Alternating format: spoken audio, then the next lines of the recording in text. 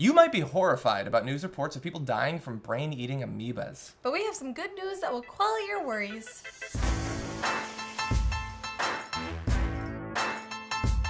So yes, in the news recently, there have been a few infections leading to deaths from brain-eating amoebas, specifically in Louisiana, but also a high-profile case in California as well. And tracing back over the last decade, there have been literally dozens of cases in which an amoeba gets into someone's brain and it does lead to their death, which is scary. And we're going to explain how it works, but we're also going to provide some information about why you should not be worried about this overmuch. Everybody freak out!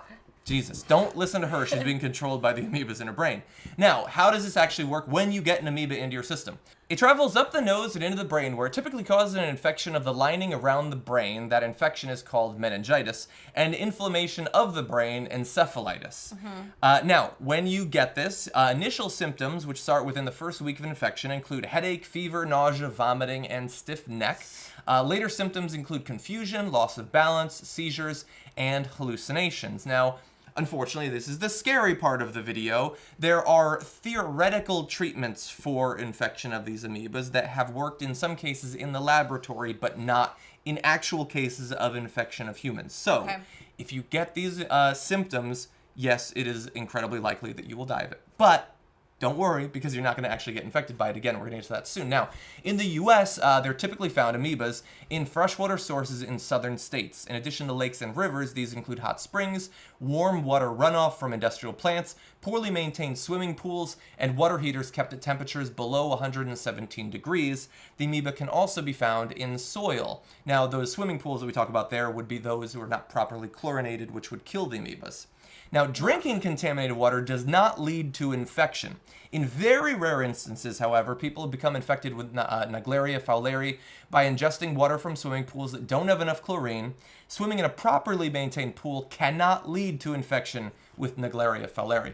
Now, so that's what I'm saying. You do not have to worry about just drinking the water. Literally, you have to swim in sources of warm water, usually out in the wild. Don't swim in water runoff. I feel like that's a very... Don't swim in water runoff, definitely. Period. Yes. Ever. It's not possible... Even if it is taken out, all of the brain amoebas have taken out of it, do not swim in water runoff. Yes. Ever. If they have a amoeba screen, still don't do it. But yes, in lakes and rivers and things like that, you can theoretically be infected by it, but you can't transfer it from person to person, and drinking water is not going to infect you. And so that's the scary information, that it does lead to some deaths, and it is out there in the wild. However, the good news. it is extremely rare. Anxious. Super, super rare. In fact, brain amoebas kill only about 5 people per year. And here, this is a chart that was posted in Vocative and some of their information about brain amoeba infection.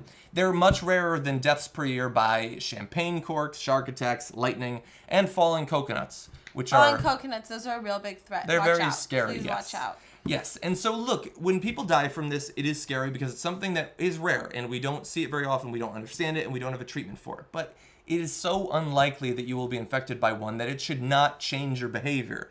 If you want to swim in a lake, if you want to swim in a river, as we have from the time that humans have existed, from then until now, continue to do so. Do not worry about brain amoebas. Plug your nose if you want to. Even neti pots, so long as you use the right type of water, you don't need to be scared about. Using tap water, I would probably avoid that. Even though then you're in a good mood for this story. Sorry, I don't know Even with why tap water and neti pot, you probably don't have to worry. And so neti pot, there's only been like 2 cases. Exactly. Yeah. Exactly. Again, even with neti pots and tap water, extremely rare. And so it is scary, but don't worry about it. Don't let the news reports of these deaths lead you to falsely believe that this is a bigger killer than it actually is. Thanks for joining us. We'll see you in the next video.